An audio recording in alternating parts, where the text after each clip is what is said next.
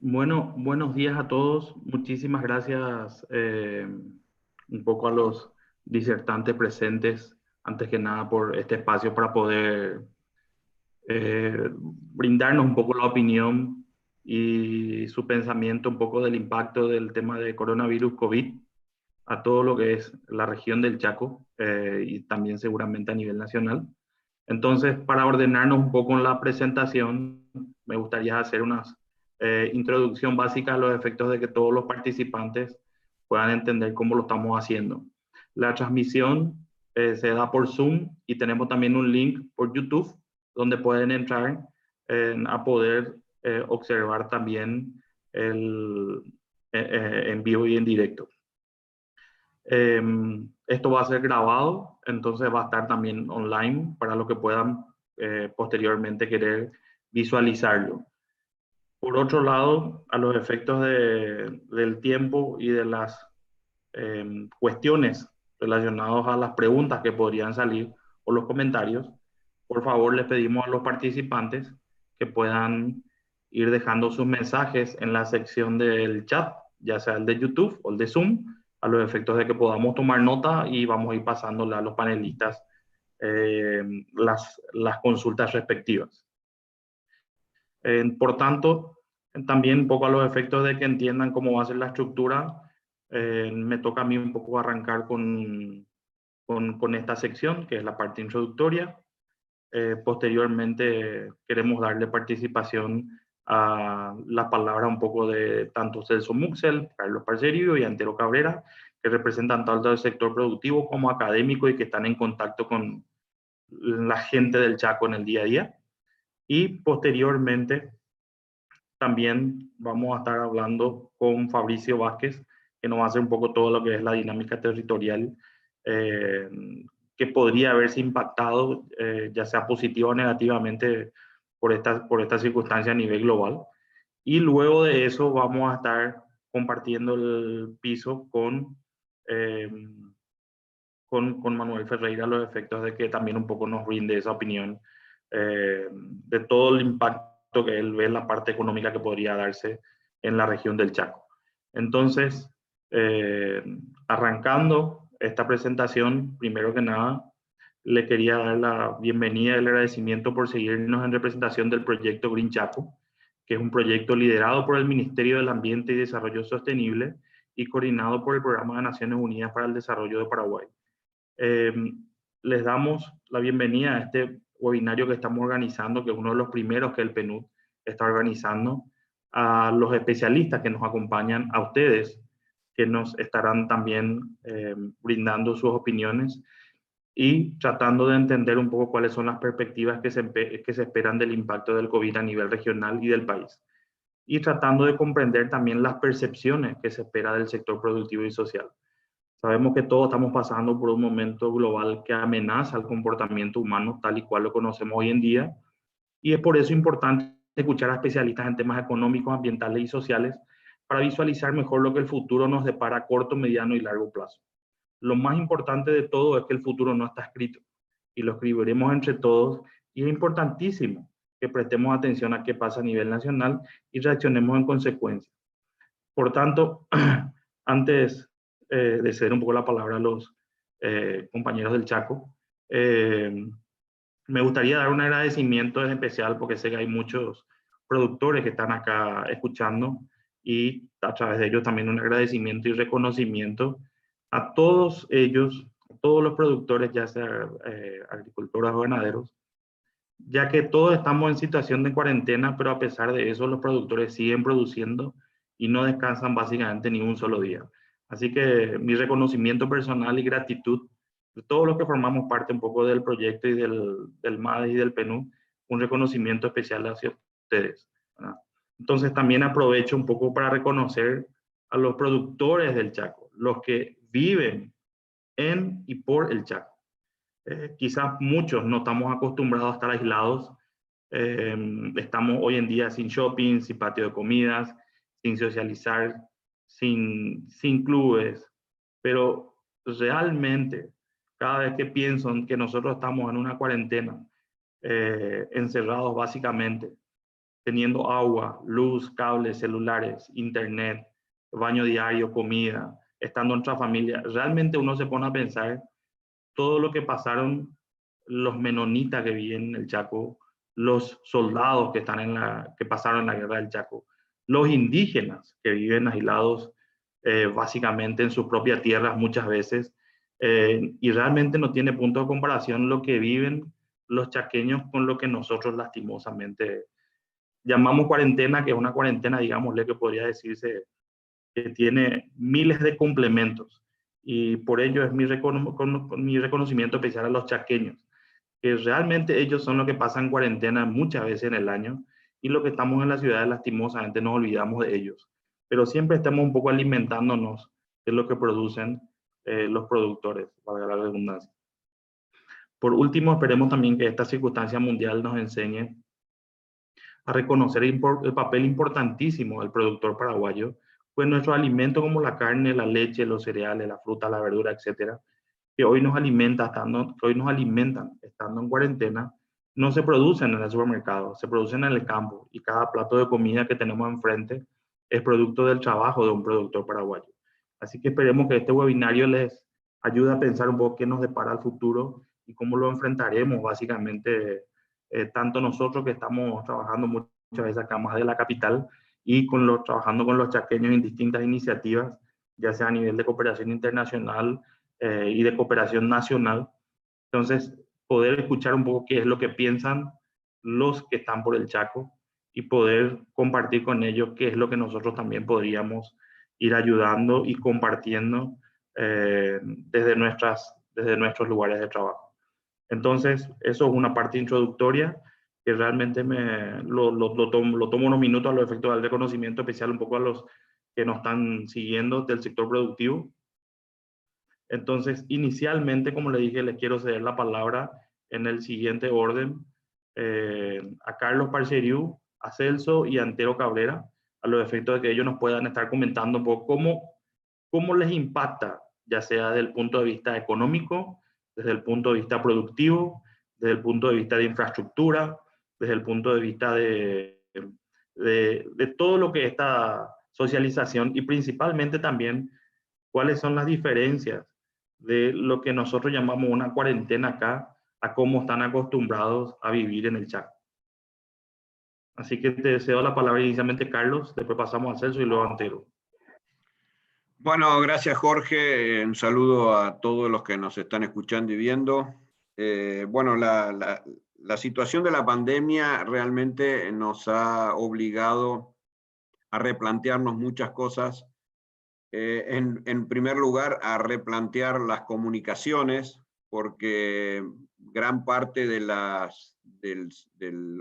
gerencia, digamos, de nuestra empresa se ha tenido que mantener, obviamente, encerrada por la cuarentena. Eso ha obligado a que el campo, que ha tenido que seguir produciendo, como todos saben, se encuentre con sus líderes prácticamente fuera del establecimiento, y eso de alguna manera nos ha obligado a estar permanentemente en contacto a través de este sistema, utilizando Zoom también, comunicarnos prácticamente 2, 3, 4 veces por día en conferencias que a veces duran hasta 2 o 3 horas, para tratar de solucionar todos los problemas que se van presentando en el campo, porque ellos también tienen la obligación de mantener la distancia con todos los operarios, con la gente que se va incorporando a las tareas. Nosotros estamos en este momento en plena cosecha de soja y de maíz. Eso obliga a que se tengan que recibir transportes, ¿no es cierto?, de carga, camioneros que han salido de ciudades, que no sabemos si pueden ser o no focos de contagio para nuestro personal. Entonces hemos tomado todas las medidas de precaución en el ingreso a la estancia, donde hay, por supuesto, opciones digamos, de lavarse las manos, de gel con alcohol, digamos, todas las precauciones que había que tomar dentro de lo que el ambiente nos permite. En cuanto a las actividades específicamente, también obviamente nos ha complicado porque el hecho de que los camiones están entregando mercadería, están transitando por las rutas, están siendo detenidos por los controles correspondientes con la obligación de la exigencia de las autorizaciones de circulación. En esta semana particularmente, los movimientos han obligado a que esas autorizaciones sean diarias, entonces esto nos está obligando a generar estas autorizaciones todo vía internet. Por supuesto que a veces la falta de impresoras, la mala calidad de las imágenes sacadas a veces con celular, las impresiones de imágenes, bueno, todo eso también a veces complica cuando los transportistas llegan a los controles, ¿no es cierto?, y son detenidos, y en algunos casos solicitando también coimas, ¿no es cierto?, para dejarlos pasar. Digamos, esto es la problemática que se está generando a nivel de lo que sería la logística de producción. Y en cuanto a la situación en general, no solamente nos vemos afectados por la pandemia, somos productores y estamos sufriendo una sequía muy, muy grande, muy importante, que está afectando seriamente a la agricultura y a la ganadería del Chaco. En nuestro caso particular, gracias a Dios, hemos conseguido asegurar la producción, no la producción, sino el costo realmente, el costo de producción, porque veíamos que veníamos con muchos años buenos realmente y en algún momento esta situación se tenía que presentar, entonces para minimizar riesgos tomamos la precaución de asegurar el costo de producción tanto en la soja como en el maíz. Y en este momento particularmente tenemos a los inspectores adentro del campo realizando todas las evaluaciones de lote por lote para definir, bueno, cuál va a ser finalmente el valor, digamos, de la prima que vamos a recibir. Así que esa es un poco la situación. Y en cuanto a la ganadería, realmente también nos ha afectado terriblemente. Hemos tenido mucho tiempo sin lluvia. En este momento estamos sacando animales a hotelería y también a capitalización, porque vemos que estamos en el mes de abril, estamos prácticamente a 2 meses de que nos llegue el invierno y sin recursos forrajeros va a ser muy difícil pasar el invierno con la cantidad de animales que tenemos en este momento. Así que un poco ese es el resumen de la situación que en el caso particular de Palmeira, ¿no es cierto?, estamos viviendo en este momento.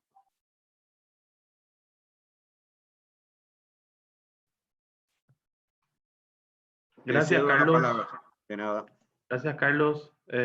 Seguramente alguna consulta luego, así que cedo la palabra a Celso para que también nos comparta un poco cómo lo toman los productores de la Asociación de Productores de Agua Dulce y también un poco cuál es la circunstancia que se da, tanto climática como el tema del coronavirus en la zona.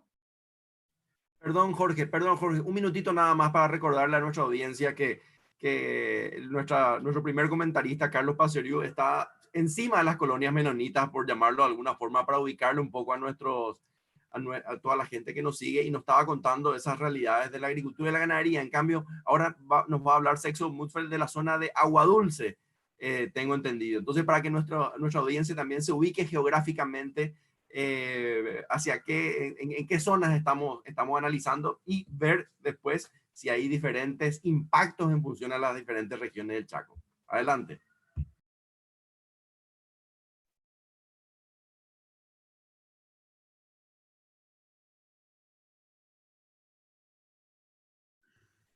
Te escuchamos, Celso, tu micrófono estaba apagado, creo.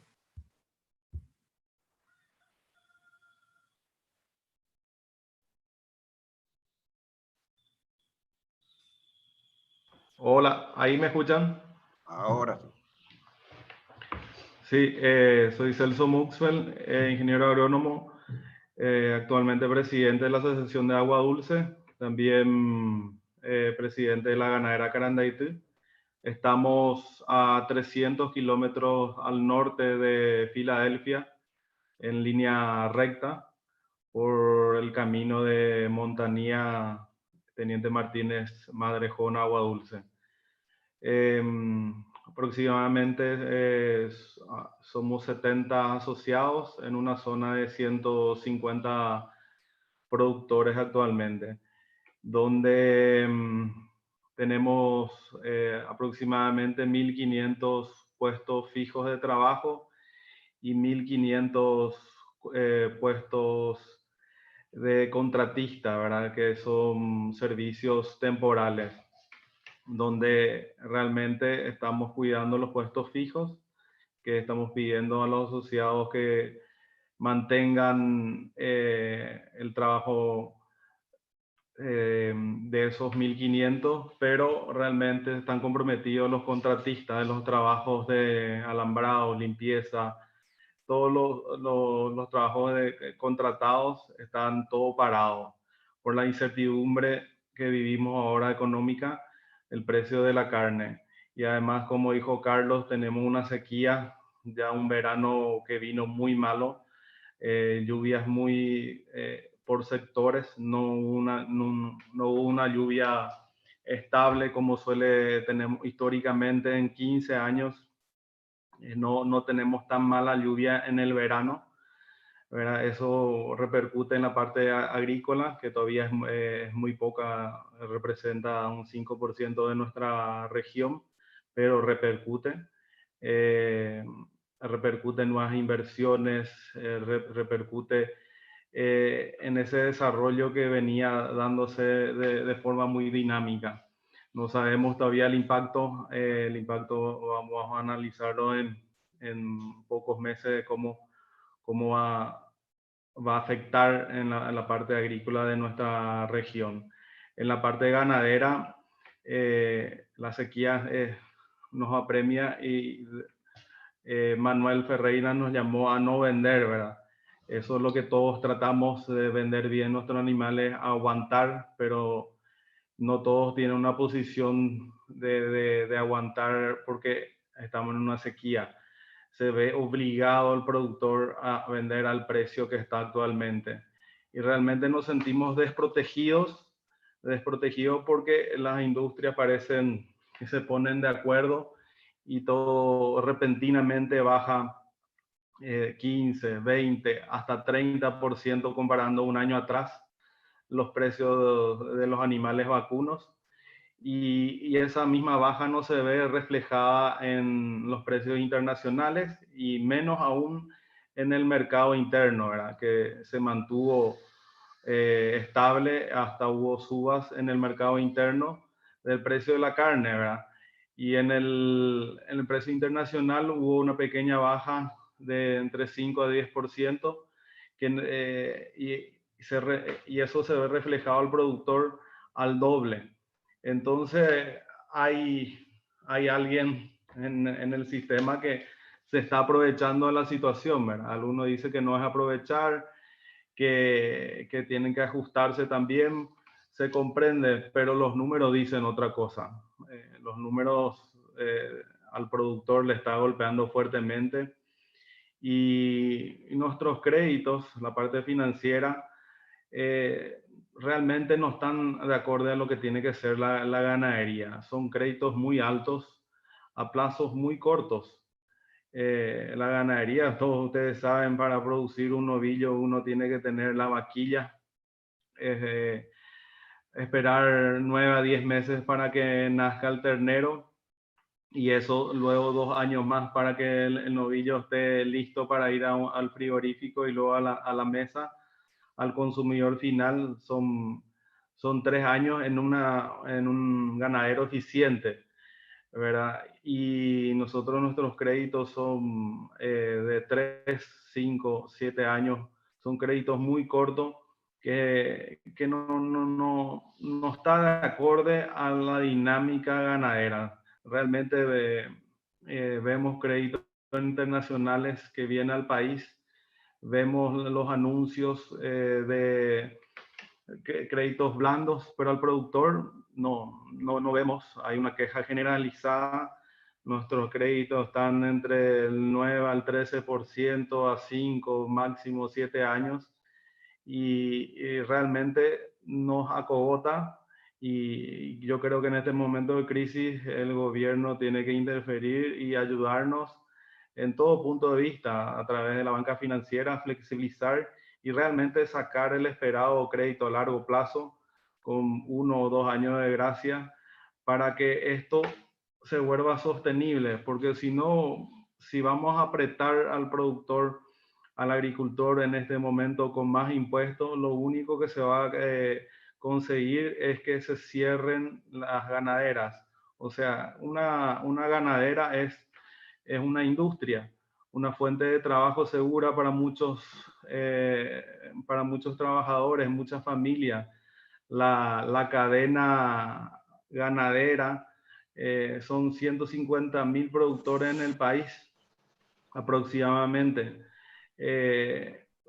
Cada establecimiento es una industria, y ver que una industria se cierre, que una unidad de producción se cierre, realmente duele porque va trayendo consecuencias, ¿verdad? Ahora la gente se va a ajustar el cinturón, va a cuidar, pero trae consecuencias, trae falta de trabajo para el alambrador, trae falta de trabajo para el transportista, trae falta de inversiones de feedlot, de granos. Las consecuencias son múltiples que se van a ver en los siguientes meses.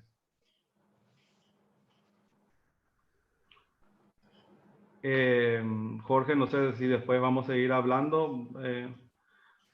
Sí, la idea es hacer una ronda con todos y seguramente después van saliendo algunas preguntas. Visto que se unió también ahora el señor Egon Neufeld, que también nos va a estar acompañando, pero primeramente le doy un poco la palabra al ingeniero Antero Cabrera, también que está en la zona de Chaco Central, trabajando hace muchísimos años en la zona, con las cooperativas y con otros tipos de productores. Así que conocer un poco su opinión en cómo afectaría esto, inclusive a la parte educativa que también él dirige en la zona del Chaco. Así que Antero, te escuchamos también. Un micrófono entero, ahí está. Bueno, buen día para todos. Buen día a todos los amigos que nos están escuchando. Y bueno, muchas gracias a los organizadores por la invitación y para compartir algunas ideas. En relación a lo que estás hablando, Jorge, bueno, nosotros estamos felices. Ayer tuvimos una buena lluvia, 55 milímetros acá en la zona. Así que, bueno, por ese lado por lo menos hay algo bueno, y también hay otras cosas buenas. Pero sí hay una situación dinámica, yo diría, que está planteando muchos cambios a nivel individual y a nivel institucional.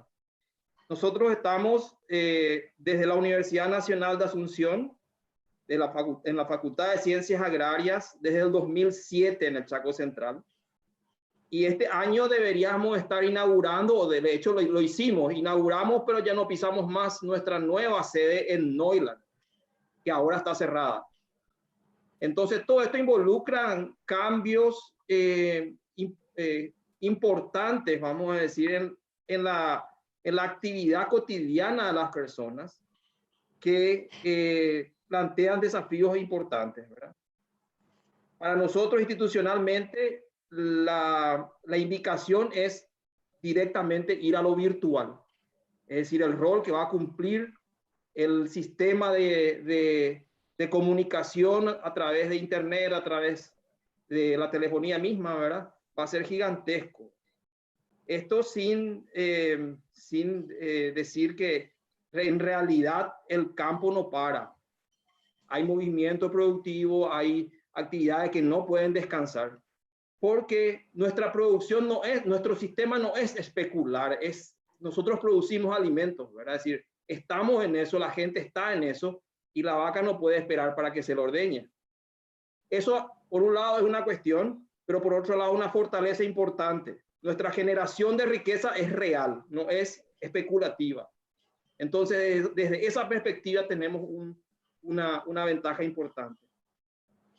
Ahora, quería mencionar dos cositas, ¿verdad? lo que había dicho de una situación dinámica. Tenemos unas semanas digamos, adecuarnos y evidentemente vemos que no hay que darle pie, quedarnos congelados ante esta situación. Esto es algo que vino a quedarse, vino a estar acá entre nosotros y tenemos que encontrar los mecanismos para ir hacia adelante. Y me gustó mucho lo que dijo Jorge al comienzo porque es real. El futuro se escribe, punto. Esa es la realidad. Cómo nosotros reaccionemos nos va a dar éxito o fracaso en muchas cosas. Suele ocurrir a veces en el deporte. Uno hace una mala jugada y se queda congelado y le hacen un gol en contra. En cambio, si por lo menos puede volver a recuperar el balón, ayuda, ¿verdad? Y en ese sentido, bueno, nosotros estamos académicamente yendo hacia lo virtual sin dudas. Y vemos, hace poco hicimos un pequeño trabajo de evaluar la situación a nivel de los estudiantes en el Chaco. Y vemos algunas falencias importantes que hay que ir apuntando a fin de subsanarlas. Por un lado está el tema de, bueno, tenemos un sistema que queremos hacerlo virtual, pero tenemos cuestiones relacionadas a tipos de equipo que tiene nuestra gente, que en muchos casos es lo mínimo. Entonces se necesita mejorar, digamos, la gama de equipos que tienen para que puedan tener un flujo normal dentro del sistema virtual. Eso a nivel yo te estoy hablando de un universo nuestra institución tiene aproximadamente 200 personas que participan entre estudiantes, profesores, etcétera, ¿verdad? Y de esta situación tenemos, digamos, también una cuestión de acceso a datos. Y en ese sentido también hay posibilidades de buscar alternativas de lugares donde se puedan tener acceso a información en forma, a paquetes de datos, vamos a decir, en forma gratuita, en forma de saldar ese tipo de cosas. Ahora, un punto para tal vez que pueda contribuir de alguna forma, la encuesta que hicimos hace poco nos muestra que el rey de la comunicación actual es el WhatsApp. 94% de las respuestas de esta encuesta que realizamos entre estudiantes y profesores muestran que el WhatsApp es la herramienta de comunicación. Entonces, inclusive para los que están en el proceso de transmitir información, llámense profesores o llámense empresarios o lo que sea, el WhatsApp hoy día es el medio de hacerlo, ¿verdad? Y a nivel de este tipo de herramientas, tal vez una herramienta subestimada es lo relacionado al Facebook. El Facebook también tiene una capacidad de alojamiento gratuita que puede ser una herramienta importante de comunicación. Ahora, lo que querría volver un poquito a lo que había dicho Celso Muxel con relación a la situación productiva, vamos a decir. Y volver a remarcar el punto de que la producción agropecuaria no es especulativa en términos de la producción primaria. Y esto plantea un desafío, vamos a decir, de hacer las cosas mejor aún de lo que ya estamos haciendo. Regionalmente hay cuestiones, vamos a decir. Hola. Sí, regionalmente tenemos orgullos, vamos a decir, en términos de lo que estamos haciendo. Pero esta situación nos plantea y nos saca un poquito de lo que vivimos y nos hace reflexionar aún más. Y directamente apuntando al capital que se utiliza para generar riqueza. ¿Y cómo vamos a hacer ya en una posterior situación para volver a hacer que nuestro capital genere riqueza? Porque eso es lo que necesitamos. Bueno, sin más detalles, bueno, creo que vamos a tener la posibilidad de conversar un poquito más luego, ¿verdad? Bueno, eso es lo que tenía para compartir un poquito.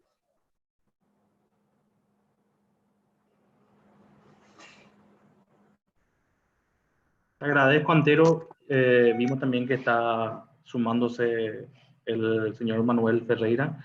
Entonces, previamente a escucharle un poco también a Manuel, vamos a estar escuchándolo al señor Egon Neufeld, que también seguramente tiene cosas para compartir acerca de la situación un poco en el Chaco. Y yo mencionaba, no sé si él estuvo conectado desde el comienzo, pero yo mencionaba un poco al inicio de que en el Chaco prácticamente se vive siempre en cuarentena. Siempre se está aislado y siempre se está un poco trabajando de esa manera. Entonces, un poco para compartir también un poco cuál es la apreciación de qué es lo que se espera, cuál es el impacto que se tiene actualmente en la región del Chaco con este tema del coronavirus, desde el punto de vista social, económico y productivo, y qué es lo que se podría esperar a corto plazo o a mediano plazo, como una opinión de un gran productor chaqueño que es el señor Egon. Así que te escuchamos, Egon, y posteriormente un poco al señor Manuel. Sí, buenos días. Gracias, compañeros. Para mí un honor estar con semejantes autoridades. Acá desde Agua Dulce, a 30 kilómetros de la frontera de Bolivia. Estoy en contacto con ustedes. A veces se corta un poco la señal, pero me pusieron 7 megas para poder estar en contacto con ustedes. Así que la tecnología debería andar, pero Antero ya lo dijo.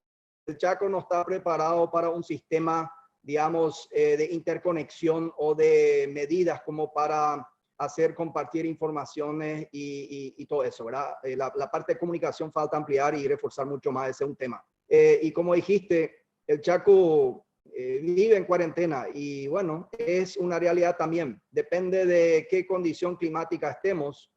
Si estamos en época de abundancia en lluvias, sufrimos esa cuarentena en el sentido de que las rutas viales no abastecen, no funcionan, y es un aislamiento directamente físico, sin querer, queriendo, ¿verdad? Si es la sequía, podemos transitar y salir con el ganado por un lado, estamos todos obligados, como fue hasta estos días, de sacar hacienda, ¿verdad? Y lo dije en una conferencia por RCC a inicio de la semana, de que el Chaco en realidad en este momento vive por lo menos 3 condiciones, digamos, muy severas. En la época de mayor pluviometría, tenemos los 3 meses de menor pluviometría y casi histórica. Hay unos datos interesantes que Neuland sacó, que ahí en Filadelfia tenemos registro en 1930 y no llueve en el Chaco. ¿Qué significa eso? Que recién ahora se están estableciendo algunas que otras lluvias, unas zonas que ya entró con acumulación de agua en los tajamares. La ganadería tuvo que evacuarse en toda esta condición y se evacuó mucho ganado que estaba todavía parado de la sequía el año pasado, que ahora se encuentra justo que la industria está rebosante con otro problema, etcétera, etcétera. La agricultura prácticamente está en un 80% perdida de lo que se sembró, y se sembró aproximadamente 70% de la superficie. Ahí el ingeniero lo va a confirmar. Lo experimenta también en la zona de Agua Dulce. Prácticamente un 90% de la agricultura está totalmente perdida. En los últimos años el sector agro y el sector pecuario tiene una deuda financiera muy grande. Manuel lo explicó muy bien. Entonces, desde esa coyuntura, partiendo de que hasta el día de hoy sufrimos un embate climático muy serio en el sector productivo del Chaco, es lo más fuerte, creo yo, más fuerte que lo del coronavirus. Se sumó lo del coronavirus, lo que hace que la industria está tratando de mantenerse vivo para no despedir, reduce su faena, no tiene asegurado ninguna salida al exterior a partir del 12-14 de abril, de los frigoríficos que yo conozco y manejo. Tuvieron 2 meses excelentes en enero, febrero, marzo ya entraron en rojo, y a partir de abril no sabemos ni dónde mandar. Entonces, se acumula. Imagínense una cooperativa como la nuestra y las que están en el Chaco, estamos enviando ganado por sequía a frigorífico de tercero a un precio de $2 la vaca, $2.20. Es el precio de la aftosa, Manuel, si me corregís, al 2011, 2012 aproximadamente. Ese es el segundo empate, ¿verdad? O sea, la prioridad ahora es que salga ganado del país. La segunda prioridad debería ser mantener la industria trabajando a pesar de las restricciones. Y la tercera es buscar colocar el ganado que está en situación de riesgo por la sequía, que hay una zona muy grande en el Chaco Central y Chaco Oeste que no llovió. Y eso apega, como dijo Muswell, eso golpea al sector, no entendemos, pero esa es una realidad. Yo no creo que aquí se esté buscando muchos provechos, si bien hay un provecho de nato por las circunstancias, pero el que tiene agua, el que tiene pasto y que no tiene crédito para pagar, en este momento va a retener su hacienda hasta esperar mejores tiempos. Pero mientras que la sequía está, el ganadero va a tener que enviar en vez de dejarlo morir. Y eso se suma a tener que mandar animales semiterminados, se suma a la reducción de la capacidad de faena porque no hay salida en el mercado internacional, se suma a la restricción de movilización de las personas cuya salud también somos responsables y estamos en la industria. O sea, hoy me toca estar los dos lados, ¿verdad? Y esa es una coyuntura de tres situaciones que le pega al Chaco en este momento. O sea, no es nomás la coronavirus. Yo creo que el peor de los peores fue hasta ahora la sequía, de mayor impacto, ¿verdad? Y bueno, a pesar de eso, el Chaco creció en un 3.6% en su stock, lo que es el Alto Chaco y Norte, pasando 4.170.000 cabezas de ganado de vacunación ahora en enero-febrero. Lo que significa que está en más o menos paralizado, creció 8% anual, pero con la coyuntura del año pasado y todo esto está más o menos paralizado, pero es el pie más importante de la economía productiva, ¿verdad? La agricultura es incipiente todavía en volumen comparativo y viene sufriendo mucho combate. Y bueno, esa ensalada de problemas, cómo eso juegan los números, Manuel creo que va a mostrar mucho mejor cómo salir y qué efecto va a tener y cuánto va a ser el alcance. Yo creo que el ganadero, el que menos sufre en este momento, a pesar de sufre, comparado con las pymes, con aquella industria que están dependiendo de la importación, de la exportación, de la compra, como son vendedores de moto, de auto, de bomba, de repuesto, etcétera, etcétera, ¿verdad? Esos son los que ya cayeron 50, 60%, ¿verdad? Así que un poco como introducción a lo que hablaron y un poco una perspectiva de lo que vivimos estos últimos 3 meses en Chaco Central y norte de Chaco, y acá en Agua Dulce, para poner a consideración.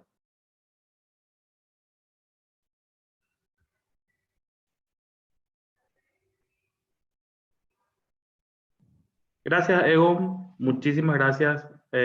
Continuando un poco entonces con las presentaciones que cada uno la está mencionando, entonces pasamos también un poco la palabra al señor Manuel Ferreira, a los efectos que nos comenta un poco también cuál es la perspectiva económica de todo lo que nosotros estamos viendo que está pasando en el país y cómo podría afectar esto a la región del Chaco. Sabiendo que el impacto siempre va a ser a nivel nacional, pero tratando un poco de ver y de ver la perspectiva futuro y de cómo podríamos estar a corto y mediano plazo, por lo menos, en cuanto a situación productiva. Entonces, te cedo la palabra, señor Manuel, así que después pasamos con Fabricio, así que gracias a los anteriores, continuamos con Manuel. Bueno, muy buenos días a todos. Yo les quiero mostrar algunas cosas que creo que pueden ser de utilidad.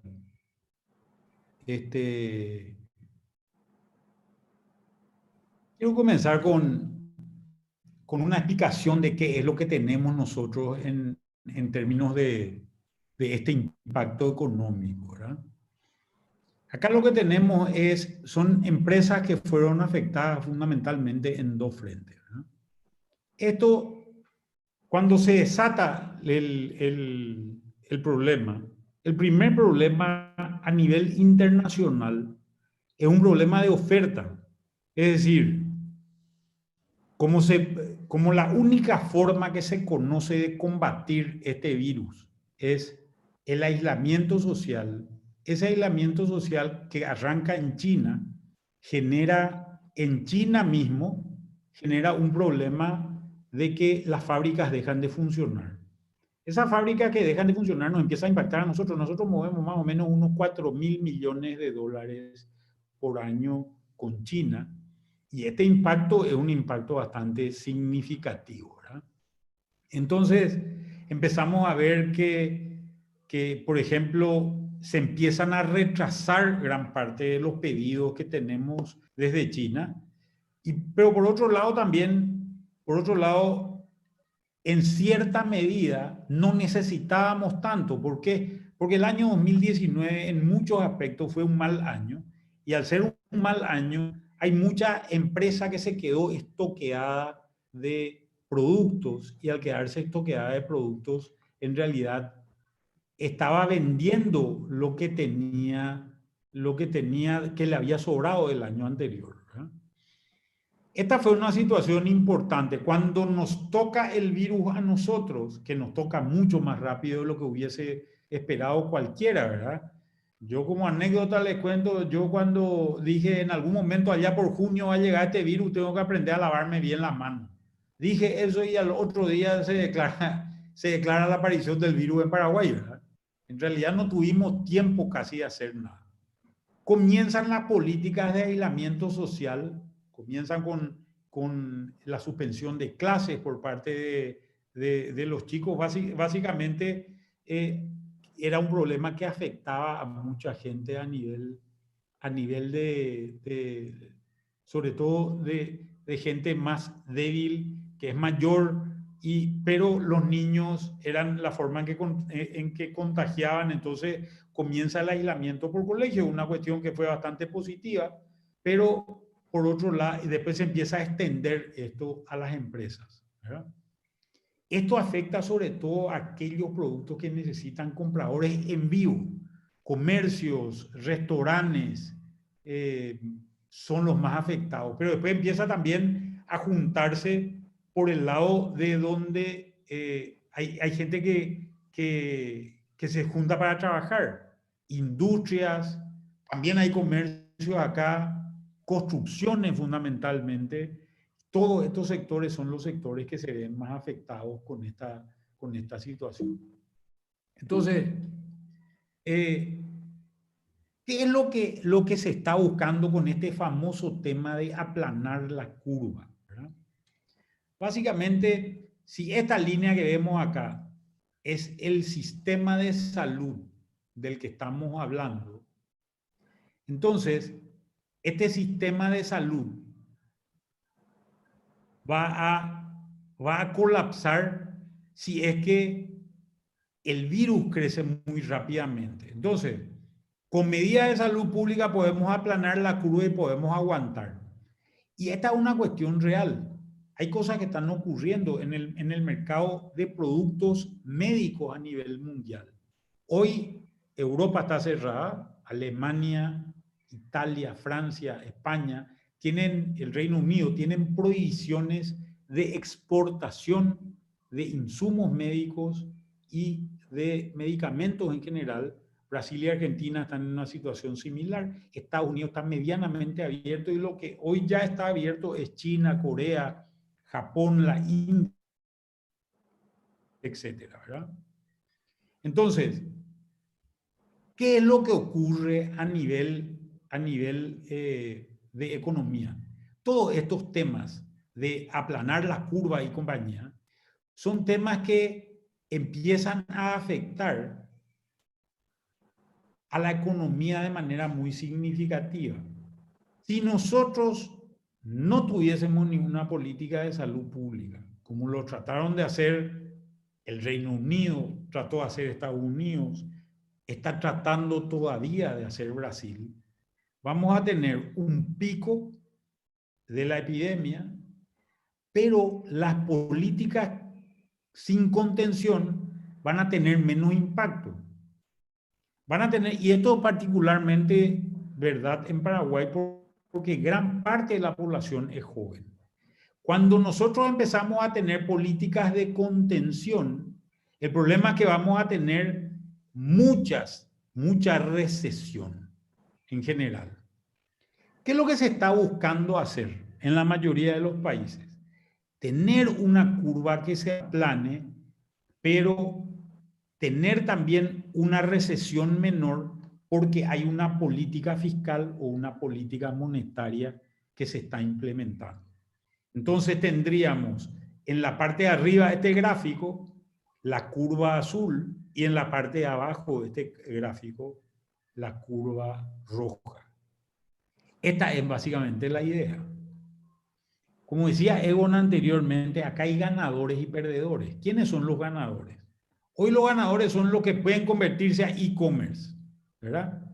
Los que pueden convertirse a e-commerce son empresas como los supermercados que podrían generar ventas de esa manera. Tienen que generar todo un esquema de distribución que muchos no estaban trabajando tan fuerte. Las tecnologías de información van a ser empresas que van a ser muy beneficiados por esto. Esto mismo que estamos usando, las acciones de empresas como Zoom han subido violentamente. Empresas de e-commerce como Amazon en el mundo han crecido de manera muy importante. Las empresas de higiene personal, de productos médicos, de servicios médicos en general, también yo le agregaría acá, son empresas que están beneficiándose. El retail, donde lo que se está insistiendo a nivel mundial es básicamente los alimentos. Hoy la gente está privilegiando en su canasta familiar el alimento. Y esto es una buena noticia para nosotros porque nosotros acá tenemos agricultura y en realidad quiero decir agricultura y ganadería como un tema extremadamente importante, ¿verdad? Porque hoy en las canastas familiares de todos los países del mundo lo que se está privilegiando es la agricultura.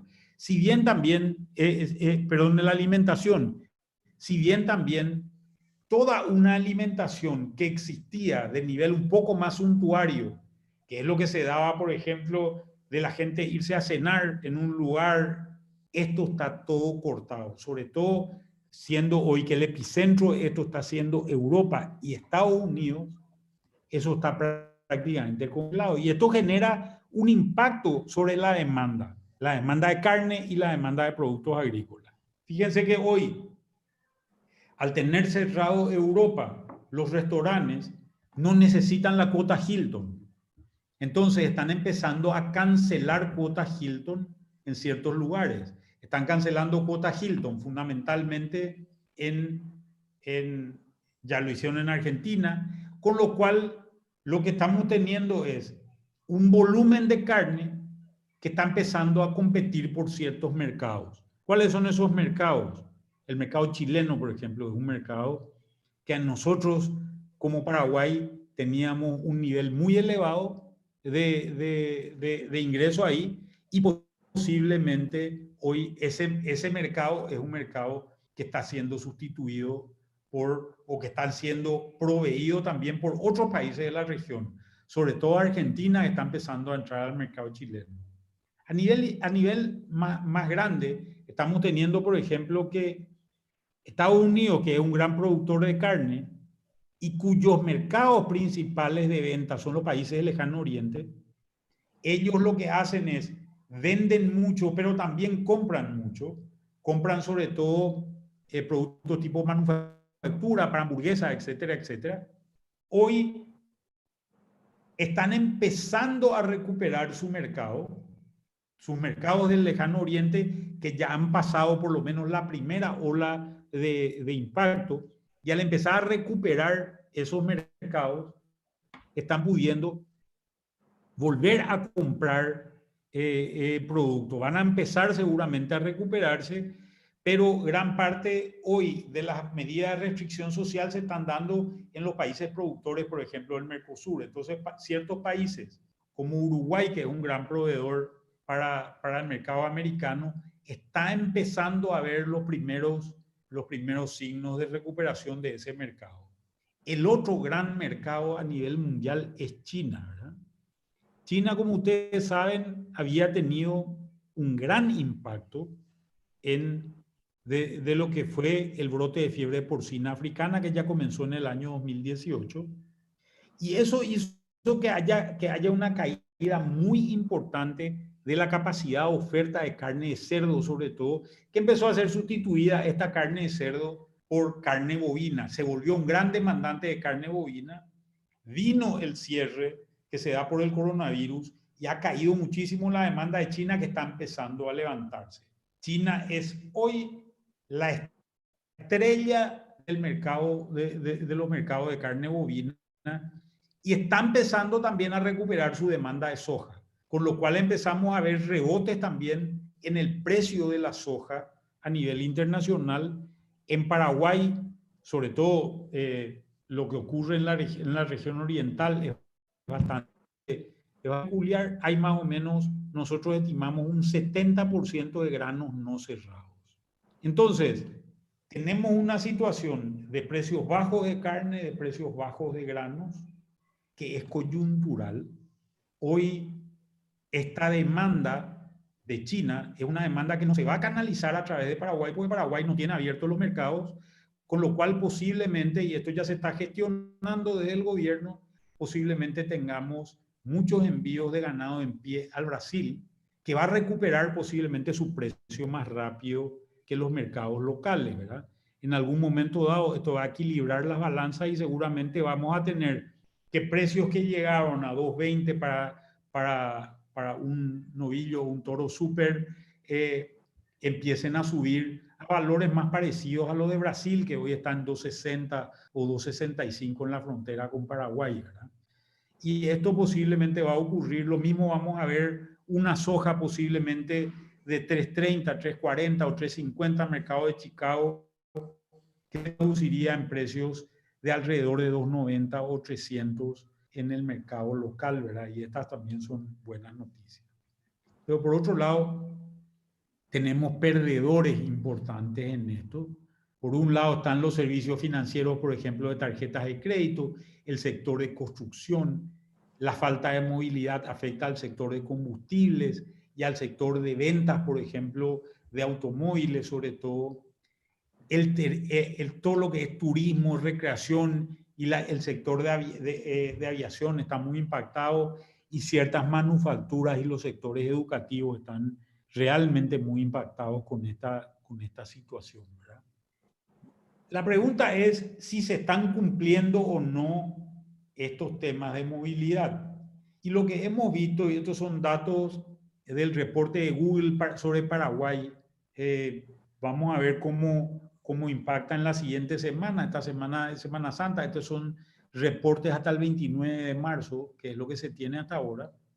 Tenemos una caída en recreación y comercio del 68%, en supermercados y farmacias del 52%, en parques del 71%, en tránsito hay una reducción del 76%, 30% nomás en lugares de trabajo, y hay un incremento de residencias del 23%, y esto es coherente con la situación también en que se encuentra Paraguay, ¿verdad? Nosotros tenemos una población de 38% en el campo todavía, y esa población de 38% podríamos decir que tiene menor movilidad, a pesar de que tiene motos, etcétera, etcétera, pero se ha quedado más en su casa.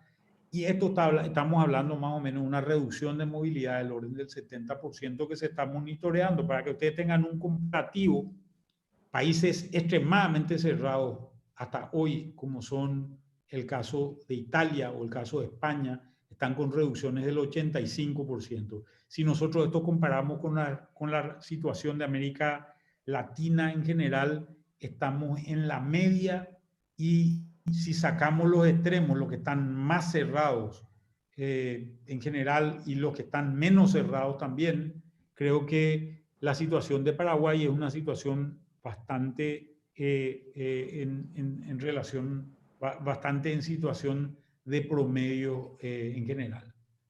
¿Qué es lo que ha pasado? Esto es lo que ha pasado más o menos a nivel de oferta y demanda.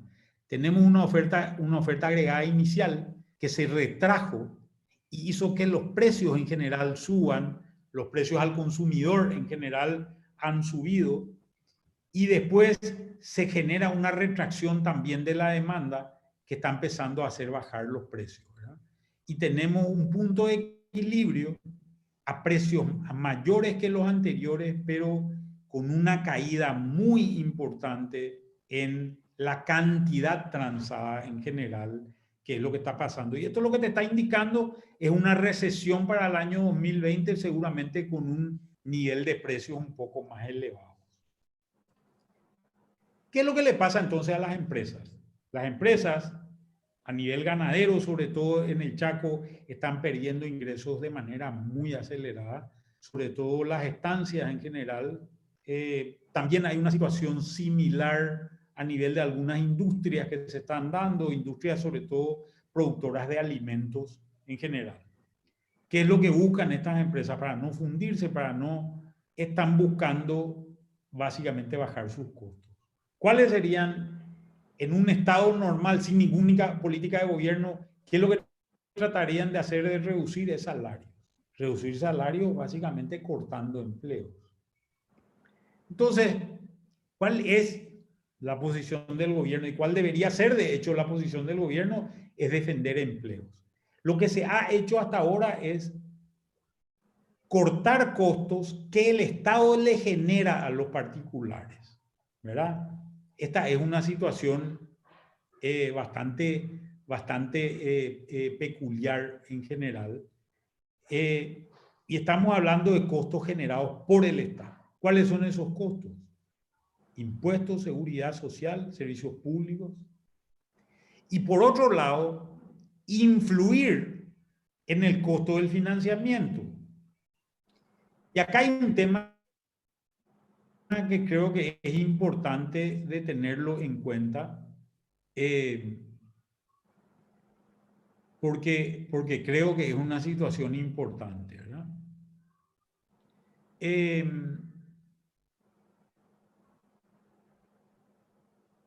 Cuando miramos básicamente cuál es la situación de qué es lo que se ha hecho en la ley de emergencia, vamos a ver que en esta ley de emergencia se han recalendarizado impuestos para julio hacia adelante. Es decisión a partir de la reglamentación a partir de la ley de emergencia. Se han diferido los servicios públicos, electricidad, teléfono de línea baja y agua, a todo el mundo, hasta 250.000 guaraníes de factura. La ANDE le ha reducido le ha exonerado, y a todo el mundo le ha financiado por lo menos por 3 meses. Se creó un fondo de garantía con un aporte de 30.000 millones iniciales, pero a esto se le está aportando el 20% de las utilidades del Banco de Fomento, que son alrededor de unos 80.000 millones de guaraníes. Hay otros 200.000 millones que está comprando el Banco de Fomento sobre estos valores, y se van a ir haciendo otros aportes. Hoy hay 100 millones y se está hablando del gobierno de que con otros aportes de entidades multilaterales, etcétera, etcétera, se va a poder llegar a un fondo bastante más grande, que yo no me animaría a decir cuánto es el tamaño todavía hoy. Se han diferido pagos de alquileres, y pagar 40% no te pueden desalojar, y el resto puedes pagar en 6 meses a partir del mes de julio, ¿verdad? La pregunta es si hace falta una nueva ley de emergencia, y probablemente la respuesta es que sí va a hacer falta una nueva ley de emergencia, ¿verdad? ¿Por qué va a hacer falta una ley de emergencia? Porque los bancos no están queriendo o pudiendo refinanciar a todas las empresas. Esto es lo que le llamamos, el problema es de apetito de riesgo, ¿verdad? Apetito de riesgo es el problema con el que nos estamos enfrentando hoy, ¿verdad?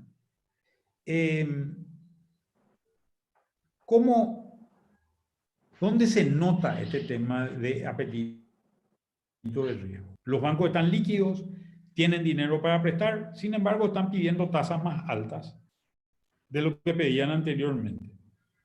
Esta forma de pedir, esta cuestión de pedir tasa más alta es una forma de decirte no te quiero prestar. Hay bancos y bancos, obviamente, pero hay un grupo de bancos que está pidiendo estas tasas más altas, ¿no? Yo creo que acá las salidas son dos. Por un lado, la generación de muchísima liquidez. Liquidez se puede generar en Paraguay a través de lo que es, el encaje legal. Hoy hay 2.000 millones de dólares en encaje legal. y a través de la reducción de las tasas de política monetaria. Los bancos comerciales en general tienen alrededor del 60% del dinero colocado a la vista, que captan a cero, y se dan la vuelta y colocan ese dinero en letras de regulación monetaria cuyo peso valor mínimo es de 3,25. Pero el costo de un banco es más o menos de 3%. Una forma de hacer que los bancos presten es hacer que esta política de liquidez en general sea una política que le genere un exceso al banco de dinero y que tenga prácticamente la obligación a prestar. Si vos bajás la tasa de política monetaria de 3 a 2 o a 1, el banco ya no cubre sus costos y tiene que salir a prestar para poder generar un margen. Esta es una forma de generar política de liquidez. Pero no le puede pedir al banco que resuelva los problemas de solvencia. Los problemas de solvencia se generaron ahora con esta cuestión del coronavirus. Voy a poner el ejemplo de un restaurante. Un restaurante que venía pagando bien, hoy no sabe si va a pagar bien. Porque no sabe cuándo se va a abrir el restaurante. Si es que hoy vos eliminás todas las condiciones, todas las restricciones que hay, yo creo que a la gente psicológicamente ya se le afectó y la gente no se va a ir a un lugar, no se va a ir a un lugar a comer hoy porque va a tener miedo por esta generación de lo que se llama más o menos una suerte de fobia social, que va a desaparecer el día que aparezca la vacuna. Y estamos posiblemente a un año de que aparezca la vacuna. Y otra vez la vacuna va a aparecer primero en los países del primer mundo y después recién va a llegar posiblemente a Paraguay. No existen protocolos muy claros de cómo se tiene que atacar esto todavía. Entonces, la única forma de que se le preste a una empresa como esa, posiblemente es a través de garantías del Estado. Y para eso hace falta una segunda parte. Y tenemos que hablar del gasto que tiene que venir a partir de este tipo de cosas. Y el gasto que tiene que venir a partir de este tipo de cosas tiene que ser otro volumen grande de dinero. Entre tanto, ¿qué es lo que tenemos que hacer? Y lo que tenemos que hacer es fundamentalmente generar una gran liquidez también a partir de las empresas. Este es el momento, por ejemplo, donde a un ganadero no le conviene vender. Pero como decía Egon, tenemos el problema de la sequía, que ha impactado fuerte a la ganadería chaqueña, pero tenemos también que está empezando a impactar a los ganaderos.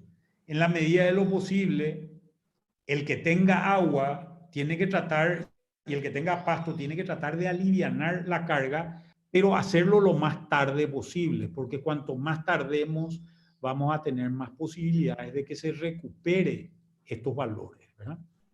Así que, y creo que hay que juntarse con la plata y tratar de garantizar, sobre todo, el pago de sueldos es muy importante hoy, tratar de conservar al personal que tenemos. Y tenemos también, nosotros tenemos alimento, ¿verdad? Lo cual es una gran virtud, una gran ventaja en este momento. Yo estoy cada día más convencido de que Paraguay se va a recuperar sobre 3 sectores. La cadena agrícola, la cadena ganadera y la cadena eléctrica. La cadena eléctrica no la vamos a sentir mucho a nivel privado, pero sí va a ayudar muchísimo al Estado a recomponer sus cuentas. Y creo que esto es algo que está escrito y tenemos que colaborar y tratar de salir. Y colaborar significa hoy que todas las empresas del sector agrícola, todas las empresas del sector ganadero salgan lo mejor paradas posible de esta crisis con esto. Y les quiero mostrar para terminar la cantidad de gente afectada, porque acá un problema serio que puede existir es una gran crisis social. Hay gente que vive al día y esa gente que vive al día está colocada sobre todo en cierto tipo de empresas, ¿no? Y esos tipos de empresas son, por ejemplo, las micro y pequeñas empresas. Fíjense la cantidad de gente, tenemos arriba de 2.500.000 personas que trabajan en micro y pequeñas empresas. Muchísima de esta gente no es formal y esa gente tiene problemas para comer en el día a día.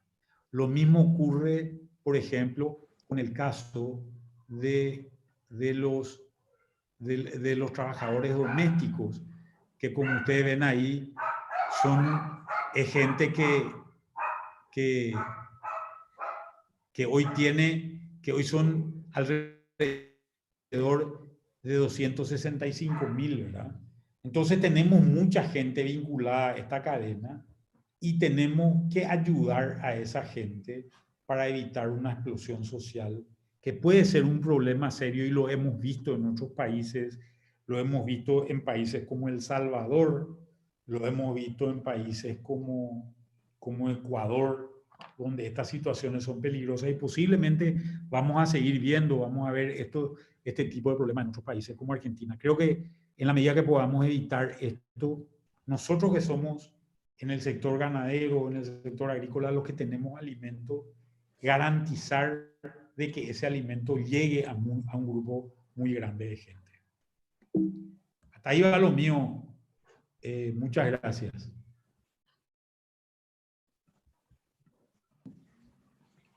Muchísimas gracias, don Manuel. Creo que fue claro en muchas cosas, que estamos seguramente todos con muchas preguntas. Pero para continuar un poco con la presentación, pasamos a Fabricio como último panelista, y yo voy anotando algunas preguntas que van llegando y después voy a transmitir un poco a los demás, esperando un poco que nos alcance el tiempo también para responder lo que va viniendo de a poco. Entonces, continuamos, Fabricio. Adelante, por favor. Bueno, muchas gracias, Jorge. Sí, voy a hacer un análisis del impacto económico en las zonas urbanas. Ya estuvimos escuchando cómo les afectaba en niveles diferentes. Ahí cuando Carlos Pacerio nos hablaba de cómo le afectaba la ganadería y a la agricultura, Celso también, Egon, por supuesto, que nos mostró también todas las limitaciones, y Antero Cabrera, que cuando le invitamos que nos hable del coronavirus, empezó hablando de la sequía. Empezó festejando unas precipitaciones que parecen ser los eventos mucho más sensibles a la economía del Chaco. Y si bien todos nuestros invitados, todos nuestros comentaristas, y bueno, y Manuel también insistió más que nada en la cuestión ganadera primero y agrícola también, no podemos olvidar las economías urbanas. Y si bien el Chaco no tiene demasiadas ciudades, no tiene ciudades demasiado pobladas comparativamente a la región oriental, igual tienen al menos 3 o 4 ciudades, y estamos hablando del Chaco Central principalmente, que también tuvieron efectos, sintieron los efectos del coronavirus. Y evidentemente el distanciamiento social limitó e influyó en el dinamismo comercial de las ciudades de Loma Plata y Filadelfia principalmente, y en menor medida en Neuland por el tamaño. Entonces aquí estuvimos asistiendo a la disminución de ventas, la disminución del dinamismo comercial en varios sectores, y afectando también a una economía principalmente informal que es propia de todas las ciudades que comienzan a moverse. En Loma Plata, en Filadelfia y en Neuland. Neuland en realidad no es una ciudad oficial, pero es un centro urbano de relevancia también por el rol logístico y comercial que cumple. Las ciudades tradicionales suelen tener distribuidos sus sectores en varios sectores, valga la redundancia. Sin embargo, las ciudades del Chaco tienen felizmente muchos empleos seguros. ¿A qué me refiero? A empleos de los que, debido a las actividades de comercio, servicios e industriales generadas por las cooperativas, esto es una suerte de colchón para esta población. Sin embargo, el crecimiento de estas ciudades, principalmente Filadelfia y Loma Plata, ha generado también el surgimiento de otros sectores que no están vinculados a las cooperativas y por lo tanto viven el día a día. Esto es lo que Manuel decía en sus últimos gráficos de los microempresarios, de las MIPYMES, sí sintieron y sienten directamente esta disminución. Ahora, hay un aspecto particular y que solamente se encuentra aquí cuando cuando yo estaba haciendo algunas entrevistas con algunos informantes para saber cuáles eran los efectos en el comercio y en la sociedad, sobre todo del Chaco Central. Uno tiende principalmente a preocuparse por los efectos en la población de menor capacidad adquisitiva, los indígenas. Sin embargo, parecería ser que las comunidades indígenas, varias de ellas, no están tan golpeadas por este distanciamiento social como lo son las comunidades que se denominan latinas en los centros de las ciudades de Filadelfia y Loma Plata. ¿Por qué? Porque son estas comunidades latinas que no tienen vivienda propia y por lo tanto tienen que pagar los alquileres a fines de mes. Es decir, tienen una serie de gastos y de costos fijos vinculados a su actividad cotidiana que tienen que hacer frente, cosa que los indígenas no tienen esos gastos. Por lo tanto, esta sería las economías urbanas del Chaco Central principalmente tienen una mayor exposición a la reducción del dinamismo comercial y de servicios, aunque también hay que decirlo, se observa que el capital social del Chaco, me refiero a la capacidad organizativa de las cooperativas, su vinculación con otras organizaciones, principalmente con la municipalidad, pudieron generar los mecanismos para atender a la población que está comenzando a sufrir a sentir los impactos directos de esta situación. Y este no es un aspecto menor, porque a diferencia de otras ciudades y otros distritos, las municipalidades no son muy rápidas, no existe ese músculo, ese ejercicio de poder responder, y por lo tanto existe una capacidad de contención, al menos en parte, o en gran parte, mejor dicho, por parte de las cooperativas y de las municipalidades. Sin embargo, como ya lo había adelantado Manuel y otros también, no sabemos hasta cuándo y no sabemos si los recursos van a ser suficientes para satisfacer las necesidades o las demandas de esta población que ha quedado sin empleo, o mejor dicho, sin ingresos, debido a que se cortó esa actividad cotidiana. Entonces, y estamos hablando de esta dinámica urbana exclusivamente del Chaco Central. Bahía Negra, Puerto Limpo sueñan con tener este tipo de problemas, de tener algún dinamismo que se les caiga, pero lastimosamente no pueden tener, ¿verdad? Alguien ya, creo que Antero Cabrera decía ya que el Chaco está en cuarentena desde el día 1, desde que se inició todo. Entonces, en cierta forma, el Chaco ha aprendido a convivir con estas limitaciones estructurales, pero se presentan también algunos desafíos sociales, principalmente en las zonas urbanas, ya que los empleos rurales, si bien están un poco amenazados, ya lo comentaba Sexo Mutual, allá referente a las explotaciones de agua dulce, parecerían ser que los empleos rurales tienen una mayor contención, y sobre todo con el escenario que nos decía Manuel de que los precios iban a mejorar en el futuro. Entonces, bueno, simplemente quería hacer estas reflexiones sobre cómo impactaba esta situación en las zonas urbanas del Chaco.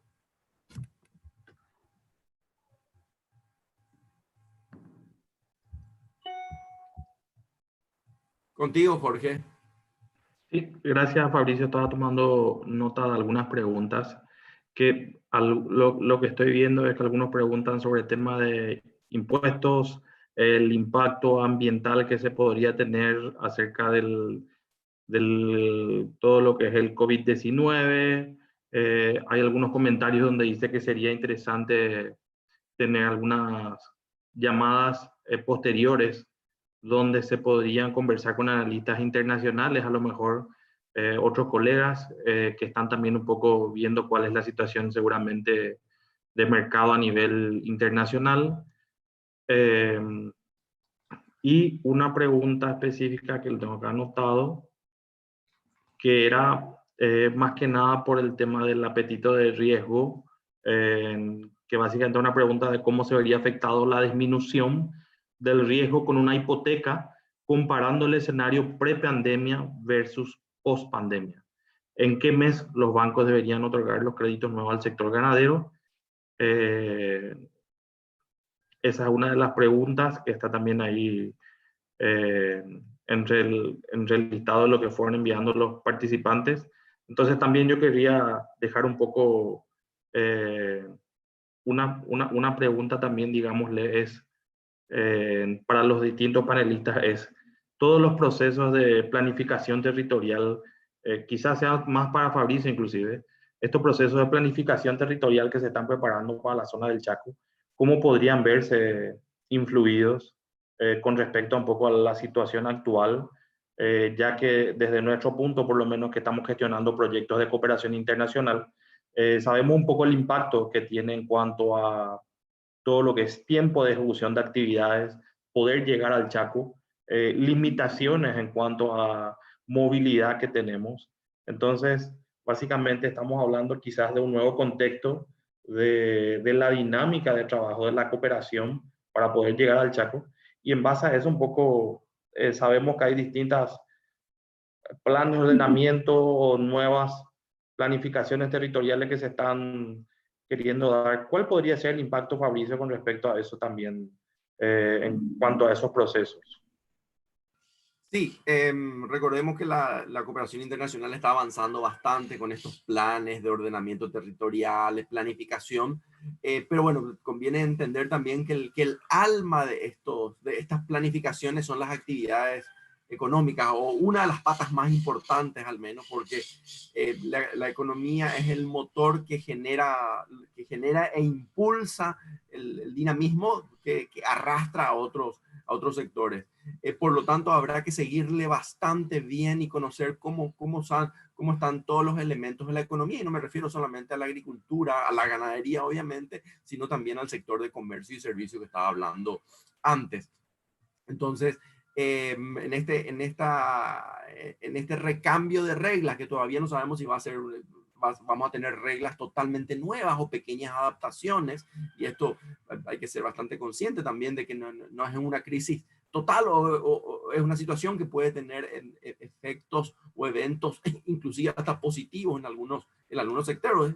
Decía Manuel que la agricultura, el sector productivo, la agricultura y la ganadería podrían ser potencialmente ventajosos. Entonces, creo que es un llamado a repensar todos en sus respectivas áreas cómo poder ajustar los planes, los proyectos, las planificaciones para que se ajusten primero a lo que el Chaco precisa, a lo que el Chaco necesita y sobre todo a la oportunidad de inserción regional e inserción al mundo. Sin olvidar, y acá me quiero acordar de todos los, principalmente de los productores que están allá en zonas muy alejadas. Escuchamos hoy a Sexo Mutual comentando todas las limitaciones, las dificultades, los sobrecostos que tenían. Egon Neufeld nos hablaba de las inversiones que había que hacer en comunicaciones. Carlos Paceriu también insistía en que tenía en sus costos de comunicaciones, ¿verdad? Y tenemos un Chaco tenemos un Estado que no ha invertido tanto en el Chaco. Capaz que esta sea una oportunidad también para que existan mayores inversiones en comunicaciones y sociales en el Chaco. En fin, pero básicamente todos los planes, todos los proyectos de la cooperación internacional principalmente están llamados a repensarse, a readaptarse a las necesidades de los motores principales, pero no únicos de la sociedad chaqueña, que son las actividades económicas, las diversas actividades económicas que no se limitan solamente a la agricultura y a la ganadería. Jorge.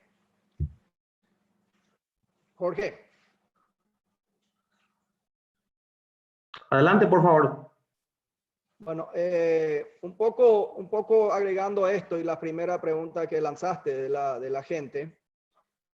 Si nosotros miramos lo que fue el caso Aftosa 2011, 2012, cómo afectó desde el Chaco, digamos, la situación Paraguay. tenemos que partir lo siguiente. El 90% de la actividad comercial del Chaco es la ganadería.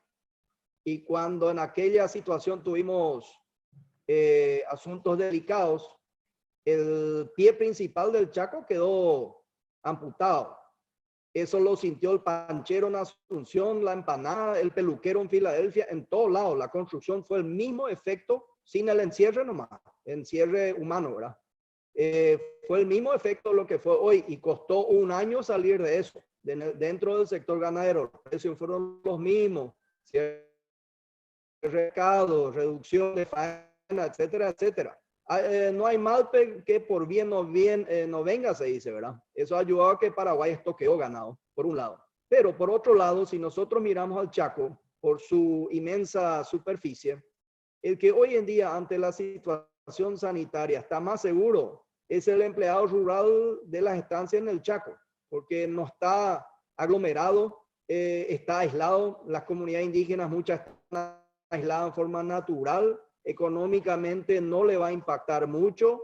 Ahora, lo que va a ser fatal o peligroso es cuando el virus entre en esas comunidades desprotegidas. Lo que hay que preocuparse más, y lo dijo Fabricio muy bien, es el sector empleado de comunidades indígenas urbanas y de aquellos, como dijo Fabricio, considerados latinos, que viven en alquiler, van a trabajar y son la escala de abajo los primeros que normalmente la empresa, como dijo Manuel, sacan por ser semi imprescindible o imprescindible, ¿verdad? Y son los primeros que van a sufrir. Entonces, esa población ciudadana va a ser la primera que sufra. El ganadero puede aguantar un poco, su gente está mejor protegida que nadie, tiene los recursos en las estancias, tiene para sobrevivir, y yo creo que el sector va a ser lento, pero va a ser el que va a valer este país. Y miramos el impacto, la pregunta hacia el impacto ambiental que alguien hizo, que en este contexto creo que está más que comprobado por las fotos satelitales de la NASA, de China, de Italia, de España, de todo el mundo. Como que uno puede pensar de que la limpieza climática fue el motivo de la expansión o largar el coronavirus. Hasta mal pensado uno puede ser, porque tan rápido nunca en la historia de la humanidad se limpió el medio ambiente en condiciones de agua, aire, etcétera, basura, etcétera, etcétera, en todo el mundo. Y eso está demostrado con la misma cantidad de ganado, con la misma agricultura, con los mismos pedos y eructos que son los perjudiciales, no importa. Y va a ser la agricultura y la ganadería que va a ser importante en el futuro. Y acuérdense, voy a meter algo bíblico. Apocalipsis dice que en el final van a pelear por la comida. Entonces, ese va a ser el motor. ¿Quién va a controlar la comida del futuro ante los cambios económicos y financieros en el mundo? Eso va a ser un punto muy, muy interesante a ver cómo se desarrolla de aquí en adelante. Así que, vuelvo a decir, no hay mal que por bien no venga, pero la naturaleza está disfrutando de esta cuarentena. Gracias, Egon. Hay una pregunta que es para Manuel Ferreira, donde dice básicamente que Manuel manifestó que la situación de los mercados es meramente coyuntural. Sin embargo, los precios agrícolas venían sufriendo la consecuencia de la guerra comercial entre Estados Unidos y China, a lo que se sumó la pandemia. Aún así, ¿crees que los precios pueden mejorar? Bueno, los precios los precios de la soja, sobre todo, están siendo impactados por varios lugares. Nosotros habíamos tenido una reducción de precios de soja vinculada a un exceso de oferta que se da a partir del año 2014 más o menos, porque se van dando una serie de años buenos en la agricultura, y lo que se nota es que la agricultura tiene una mayor capacidad de producción que lo que es la demanda. Entonces empieza a sobrar, a pesar de que la demanda también venía creciendo, empieza a sobrar producto, y esto hace reducirse los precios. El primer impacto que nosotros tenemos es el impacto que es el brote de fiebre porcina africana en China. China compra 2 1/3 de la soja que se vende en el mundo y la usa para alimentar cerdos, fundamentalmente. En el mundo hay más o menos 1.000 millones de cerdos y de esos 1.000 millones de cerdos se faenaron alrededor de 200 millones solamente en China, y China tenía 450 millones de cerdos. Ese era su rebaño porcino. Obviamente esto genera un impacto importante y después entra la guerra comercial, que lo que hace es distorsionar los mercados.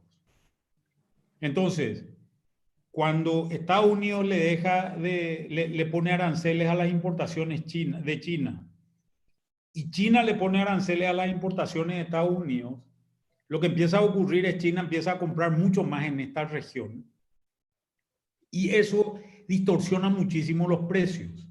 En realidad, el 100% de los contratos de granos en Paraguay están atados a precio de Chicago, pero cuando había guerra comercial, el problema que teníamos era justamente que ese mercado de Chicago no reflejaba los precios internacionales, porque los precios se formaban de otra manera. Se formaban en el Brasil o se formaban en la zona de Rosario, en Argentina, ¿verdad? Y entonces, esto generó una distorsión muy grande, hizo bajar los precios. Ahora, ¿qué fue lo que pasó? Esta demanda china, que ya era una demanda reducida, se redujo más todavía con el coronavirus. Cuando yo digo, nosotros vamos a normalizar posiblemente el precio de los granos, vamos a normalizarlos a valores similares a lo que teníamos antes, sin impacto de las medidas, vinculadas al coronavirus. A eso es lo que me refiero fundamentalmente, ¿verdad? Creo que los precios van a mejorar a valores pre-crisis de coronavirus, donde estábamos teniendo 340 o 350 mercados de Chicago, en un mercado de Chicago ya normalizado con las condiciones actuales, porque por el acuerdo chino, el acuerdo de primera fase que se llamó entre China y Estados Unidos. Un acuerdo que, entre paréntesis, China no lo puede cumplir, no lo va a cumplir tampoco, pero la evaluación de esto va a ser postelectoral en Estados Unidos. La evaluación recién va a ser en enero del 2021 y las elecciones americanas son teóricamente en noviembre del año 2020. Si bien hoy no se sabe ni siquiera si se va a hacer esto. Imagínense que se suspendieron las Olimpiadas por primera vez después de la Segunda Guerra Mundial, ¿verdad? Entonces realmente la situación no está muy clara de qué es lo que va a pasar, pero creo que esto es lo que va a ocurrir. Me preguntaba, perdón, voy a pasar a responder también, porque preguntaba alguien sobre el tema de cómo se compara, decía, cómo se vería afectada la disminución de riesgo con una hipoteca comparado pre-pandemia y post-pandemia. ¿Y en qué mes los bancos van a otorgar créditos nuevos al sector ganadero? No refinanciación, sino créditos nuevos. ¿Y cuál se espera que sea el comportamiento de las tasas? Creo que es una pregunta muy interesante, ¿verdad? En el sector ganadero, la hipoteca es una garantía, pero en realidad, relativo a la cantidad de garantías que están dadas normalmente por la tenencia de tierra que tiene el sector ganadero, el flujo del sector ganadero es relativamente pequeño. Entonces, por más que vos tengas una hipoteca, y digo un número cualquiera, de 10 millones de dólares de un campo, y contra eso hayas quitado un crédito de $1 millón, tenés espacio en la hipoteca, pero posiblemente no tenga flujo, por la baja de precio de ganado que se ha dado. Entonces, creo que tiene que haber una mejora en los precios de ganado para que realmente el banco tenga ganas de prestarte. Hoy lo que te va a hacer es su percepción de riesgo hacia el ganadero y hacia casi cualquier sector es de que vos sos más riesgoso y eso se traslada a tasa directamente. Entonces las tasas suben. Creo que hay que trabajar, como decía anteriormente, en una segunda ley de emergencia. Esta ley de emergencia ya lo que tiene que hacer es generar garantías por el lado del Estado para que los bancos presten generar excesos de liquidez para que los bancos presten. Y creo que el sector ganadero y el sector agrícola son los que más rápido se van a poder recuperar en este sentido. Sí, gracias, Manuel. Tengo una pregunta que me enviaron también acá por WhatsApp y creo que es interesante. Y lo dejo un poco abierto a los distintos panelistas que quizá algunos nos puedan contestar, que es cómo ven el impacto ganadero dedicados a la cría, recría, en comparación con los que están en engorde. Bueno, los que estuvieron en engorde comprando terneros caros hace un año y medio, ahora están con lo del novillo gordo para vender y se fueron al mazo. El año pasado ya el precio fue bajo con la compra alta de precio de mamante hace 2 años. Entonces, todo eso se viene contramano y empeora la situación. Yo creo que el invernador hoy que tiene que estar en posición de entrega está muy mal. Ahora, en este momento el invernador que tiene cash y quiere comprar desmamante barato, la recibe regalado. 2 terneros por un novillo gordo o algo así. O sea, depende en qué posición está en este momento. Si está en momento de tener que vender lo que compraste caro, está muy mal posicionado. Si tenés lugar y podés comprar ahora, este es el momento del que quiera comprar y pueda comprar, es el momento de comprar ganado. Está todo en el piso, tanto en la cría como en vaquilla de reposición, como en vaca preñada, como en ternero para invernar. Está todo en oferta hoy en día en el sector. Circunstancial en estos siguientes 2-3 meses uno está posicionado. Ya estamos en abril, estamos yendo al invierno, Manuel ya lo mencionó una vez, hay que hacer su descarga normal pre-invierno para aguantar y todo eso se viene encima, ¿verdad? Así que el que quiere comprar ahora y tiene campo, tiene agua, tiene pastura y recibe cash, va a activar el comercio ganadero si el banco apoya ahí con nuevos créditos. Ahora, quien está en posición de venta en este momento está sufriendo doble. Gracias, Egon. Tengo otra pregunta anotada de algo que mencionó Celso Muxel, que es acerca de los créditos financieros que existen para el sector productivo.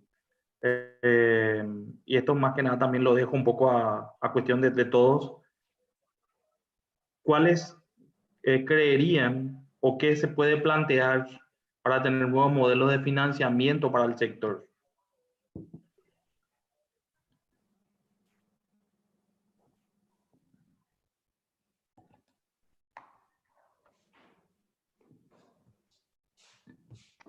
Hola. Escuchamos eso.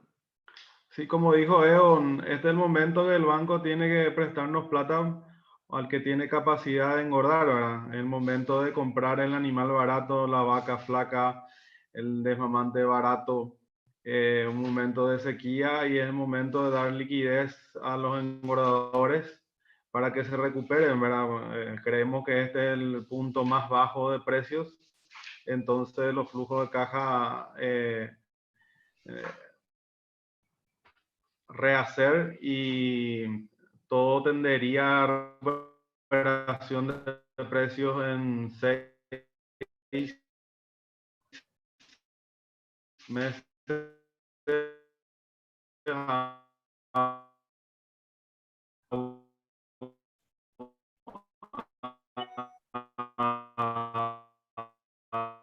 un año. Entonces,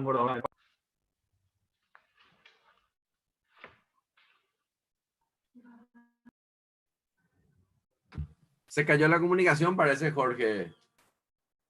Sí, los últimos 20 segundos no te escuchamos, Celso. No sé si fueron los demás, pero si podría volver a repetir.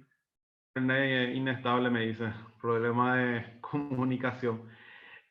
No, que es el momento del banco prestarle a los engordadores porque es el momento de más bajo precio de los animales para engordar y con protección a un año y medio, con tendencia de todos a futuro de aumentar el precio, ¿verdad? Entonces es el momento de creer en el ganadero, en el engordador y pasarle una mano en este momento.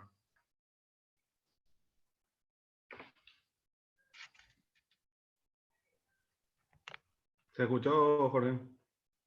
Se escuchó perfecto. Otra pregunta, y creo seguramente esto es más para Manuel, es ¿cómo podría afectar estas circunstancias al precio de la carne para el consumidor final a nivel nacional? Bueno, creo que hay muchas circunstancias que se están dando, ¿verdad? Hay una retracción de la demanda también a nivel local por el hecho de que están cerrados restaurantes, etcétera, etcétera, ¿verdad? Entonces hay un tipo de demanda que está cayendo.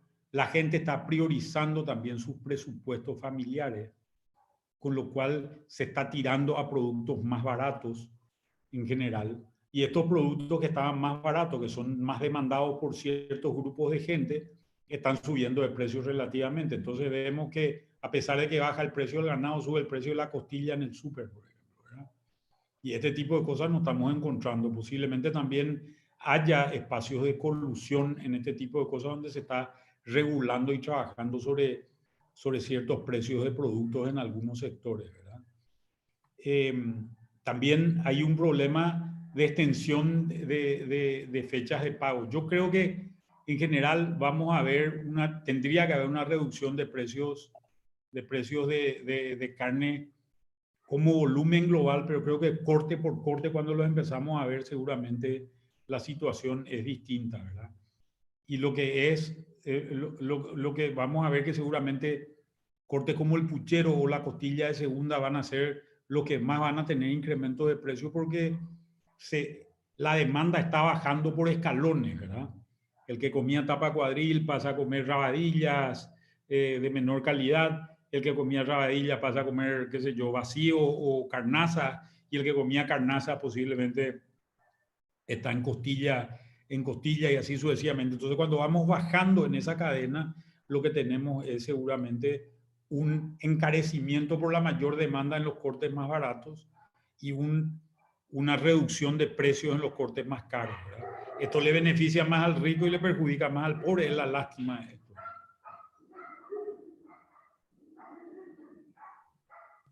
Sí, hay muchas otras preguntas que seguramente no vamos a poder responder todas por una cuestión de tiempo. Ya nos pasamos 15 minutos un poco de lo que estaba planificado, pero me gustaría ir cerrando con una pregunta que me pasaba a nivel.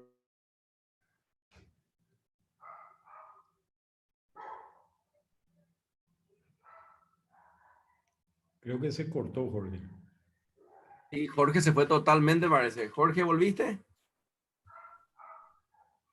El comportamiento social de lo que podríamos cambiar las personas con esta situación de la manera en que hoy nos estamos relacionando y que seguramente será en los próximos meses o quizá en el próximo año. ¿Qué impacto podría tener el comportamiento social? Es una pregunta abierta para los que quieran responder y con eso vamos terminando.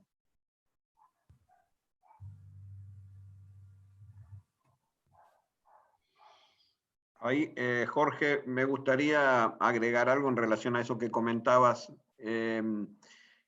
Nosotros particularmente estamos teniendo problemas con algunos de los bancos en trámites administrativos. Parecería de que, no sé si son los ejecutivos, si son órdenes de los directorios de los bancos, pero exigen documentaciones que en situaciones como la actual impiden cumplir con las mismas. Concretamente, un ejemplo, piden una certificación de firmas, ¿no es cierto?, para la presentación de algunos documentos. En algunos casos se ha ofrecido hacerlo a través de firmas electrónicas, pero en caso particular nuestro, nuestros directores están en Brasil, con lo cual las firmas electrónicas ya no son firmas registradas en Paraguay, sino registradas en el exterior. En ese caso, parecería como que los bancos deberían empezar a flexibilizarse, al menos durante la época de la pandemia, condicionando la entrega de esas documentaciones a una vez que ésta finalice.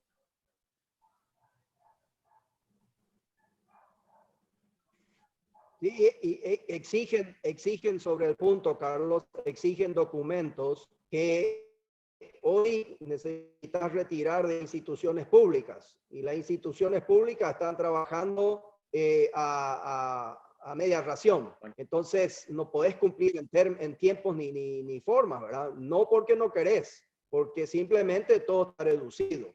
Y son exigencias, digamos, entendibles por un lado y no entendibles por otro lado, pero es una realidad donde te quedas en offside como cliente del banco y que ellos están exigiendo. Si bien flexibilizan en muchas partes, hay que reconocer hay algunas cosas que aún falta adecuarse.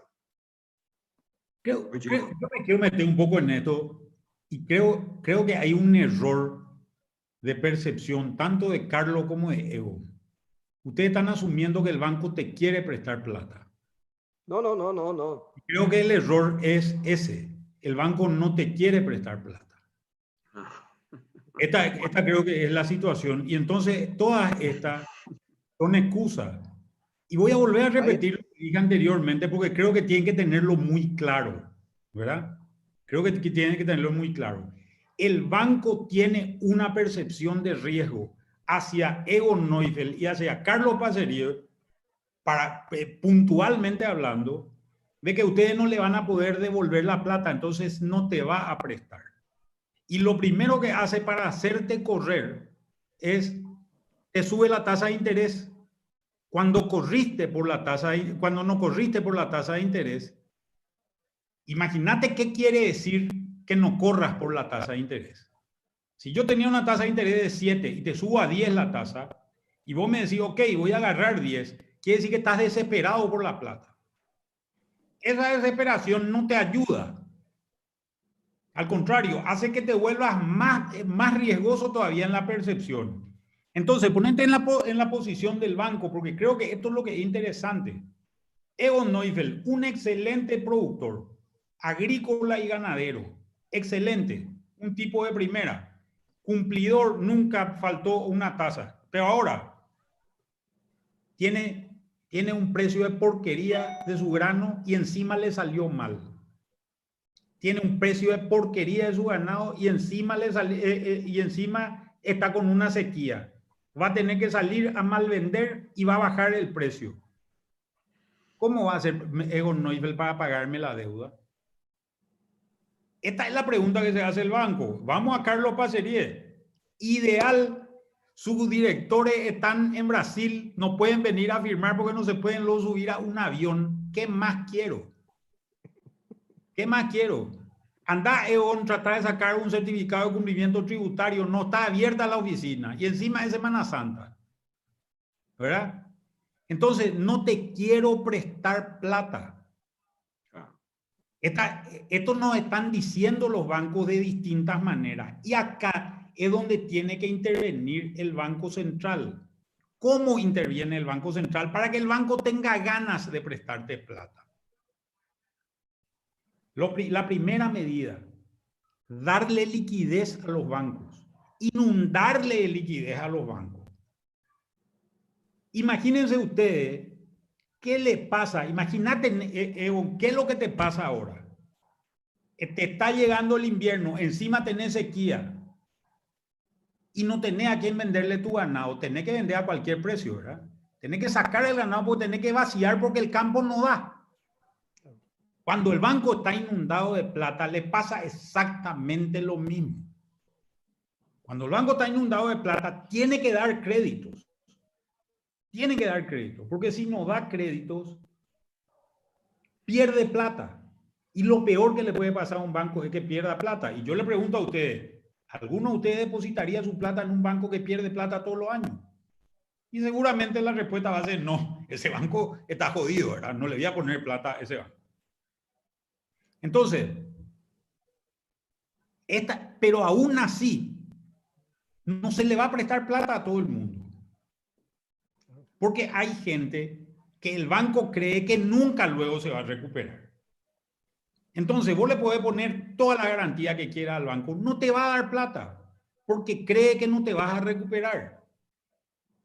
Por eso yo decía, en algún momento dado, tenemos que poner el Estado tiene que poner una garantía. Esto está haciendo el Estado en muchos países. Les quiero mostrar lo que está haciendo en Brasil. millones y millones de reales se están invirtiendo en esto. En Perú, el Banco Central del Perú está poniendo plata, el Banco Central del Ministerio de Hacienda, 12% del Producto Interno Bruto. ¿Ustedes saben cuánto es 12% del Producto Interno Bruto de Paraguay? 12% del Producto Interno Bruto de Paraguay es 4.800 millones de dólares. Nuestro plan de nuestra ley de emergencia es de 1.600 nomás. Es de 4% del producto. Nosotros no vamos a salir de esta situación con 4% del producto. Tenemos que duplicar, tenemos que irnos a 8, a 10. Y tenemos que empezar a generar recursos para darle a los bancos y que los bancos tengan incentivos para prestarnos dinero. Hasta que esto ocurra, no va a haber plata para nadie. No va a haber plata para nadie. Y todo esto, la firma electrónica, el certificado de cumplimiento tributario, el escribano. Los escribanos no se pueden ir a trabajar, pero nosotros le pedimos al escribano que nos dé las cosas. Son todas excusas. La tasa de interés más alta. No es que el banco te quiere cobrar más cara la tasa. Lo que te está diciendo el banco es: vos sos más riesgoso para mí y no te quiero prestar plata. Porque están en una posición de protegernos. Entonces tenemos que entender esto en el sector privado y tenemos que entender que la forma de conseguir que el banco nos preste plata es con mayor liquidez y mayor garantía. Y esto tiene que ser gestión desde el Estado.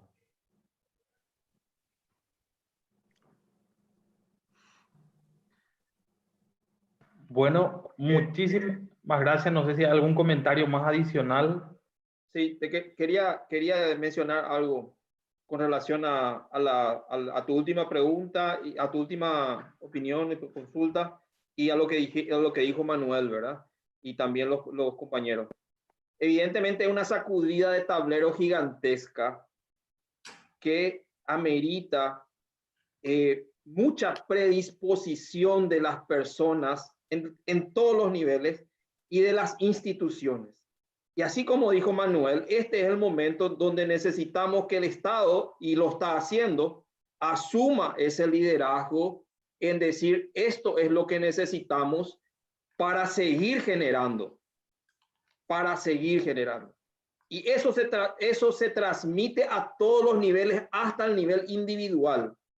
Yo te quiero mostrar cómo tenemos gente digamos, colegas que están haciendo lo imposible por adecuarse al sistema virtual de enseñanza, por ejemplo, y estudiantes que hacen lo mismo.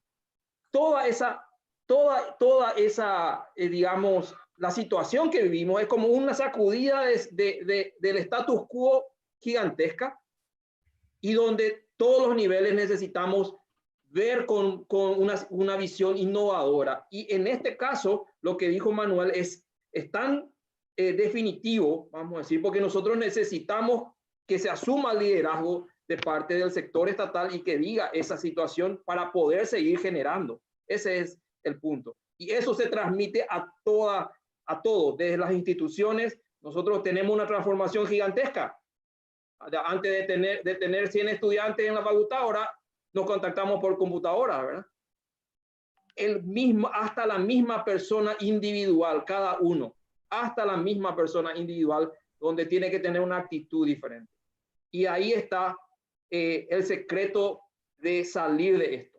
Que todos tengamos esa actitud diferente de ver las cosas que podemos hacer. ¿Cómo podemos hacer algo para hacerlo mejor? Gracias. Gracias. No sé si hay algún panelista más que desea agregar algo. Jorge, yo voy a cerrar con una reflexión sobre liderazgo. Por favor. Y como dijo muy bien Manuel, ¿qué es lo que primero todo el sector piensa hacer? Reducir costos. Y salario es uno de los costos, y se despide gente, y etcétera, etcétera. Y tenemos una discusión fuerte a nivel político nacional de los niveles de alto salario, etcétera, que se discute si reducir, que se discute si donar, etcétera, etcétera. Y saco una reflexión y creo que viene muy al caso sobre el tema, sobre todo los que estamos en posiciones de liderazgo. El sector, mirando ahora del Chaco y mirando país, que tiene un salario de para arriba y tiene un salario fijo, es probablemente que menos va a sentir el impacto en forma directa, personalizada, ¿verdad? A no ser que pierda el lugar de trabajo. Pero los lugares de trabajo vamos a comenzar en general a ser cortados por abajo. Ocurre que hay un episodio en la Biblia. El rey David hizo una metida de pata demasiado grande. Y para solucionar y tapar su metida de pata, él trae de la campaña de guerra al hombre que podría solucionar su metida de pata. Y le dice, anda a tu casa y disfruta y pasarla bien con tu esposa, etcétera, etcétera. El tipo se va a dormir en la guardia de la ciudad y le invita otra vez y le embriaga y le dice, anda a tu casa. Y le responde, ese es su soldado. Y eso es lo que me impacta y creo que debe ser una actitud de liderazgo para el país. Él le responde a su rey, a su superior, a su gobernante, y dice, el arca de Israel no tiene lugar y está bajo una carpa. Y el general del ejército, Joab, y sus siervos están en el campo, en tiendas, y están durmiendo al aire libre con sus soldados en el suelo. Y como yo voy a irme a casa a disfrutar mi situación y aprovechar el momento, aunque merecido. Entonces, ¿a qué voy? El liderazgo Paraguay tiene que pensar mucho hoy en mantener salarios, en activar la economía de alguna manera y ponerse a la altura del que realmente está recibiendo el embate más fuerte. Si nosotros despedimos 200 empleados con su salario mínimo, va a ser un impacto para muchas personas en una empresa. Pero un gerente despedido, a lo mejor el mismo volumen de dinero, o 3 gerentes reduciendo su dinero, va a ser el mismo impacto, pero muchas más personas van a tener un beneficio que ando a percibir, aunque sea algo. No sé si me hago entender, pero creo que el liderazgo Paraguay tiene que ponerse a la altura del productor, del funcionariado sanitario, de los que son relevantes y de los que van a recibir el primer impacto y no sentarse sobre aquellos, digamos, beneficios altísimos sin tomar las medidas correspondientes y afiliarse en las líneas de batalla. Eso sería mi conclusión y la invitación, y gracias a tener la oportunidad con semejante panelista a compartir. Y hasta todos nosotros estamos de barba por la cuarentena, bueno, hay alfiler en la estancia. Y buena Semana Santa y Dios nos bendiga a todos. Muchísimas gracias, señor Ego. Sabemos el esfuerzo que hacen también desde Agua Dulce y más todavía tratando de estar online en este webinario, en esta conferencia virtual.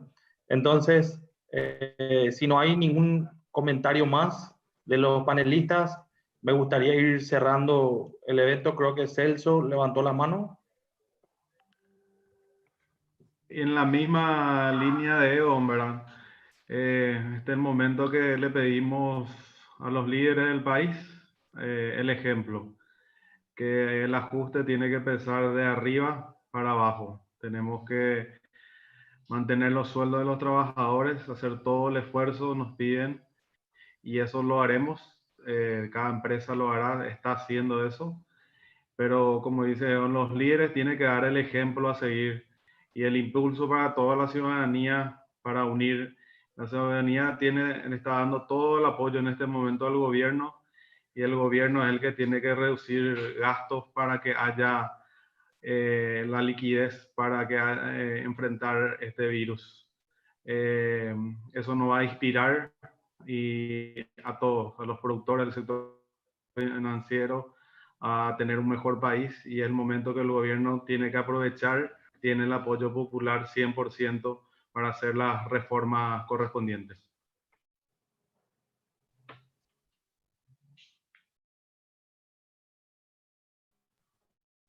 Muchas gracias, Celso. No sé si hay algún comentario de algún panelista adicional.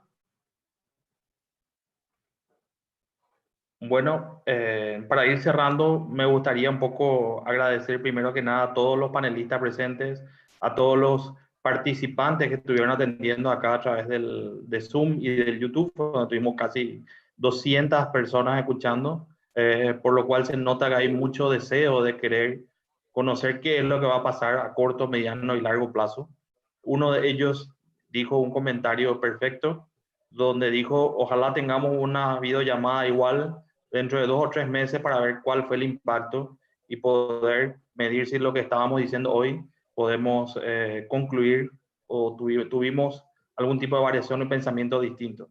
Entonces, también me gustaría agradecer a MF Economía que nos prestó también acá su plataforma plataforma de Zoom para poder hacer la videoconferencia. Entonces, muchas gracias por eso a todos los panelistas y en representación del proyecto Green Chaco, nuevamente, que ustedes saben que es un proyecto que está trabajando en la región del Chaco, en la región de Agua Dulce, en la región del Chaco Central también, con muchos productores trabajando en todo lo que es la parte de ganadería, en temas de capacitación y lo que es plataforma regional de carne, donde estamos trabajando con varias actividades. Esperemos que este proceso y este distanciamiento se vuelva más corto a través de este tipo de iniciativas. Como saben, y desde el Ministerio del Ambiente y Desarrollo Sostenible y el Programa Naciones Unidas para el Desarrollo, le queremos dar un agradecimiento y reconocimiento a todos los del Chaco y a todos los panelistas que nos estuvieron acompañando hoy. Así que muchísimas gracias y seguiremos en contacto para otro webinario en el futuro. Muchas gracias a todos. Chao, chao. Gracias, Jorge, y feliz Semana Santa para todos. Igualmente.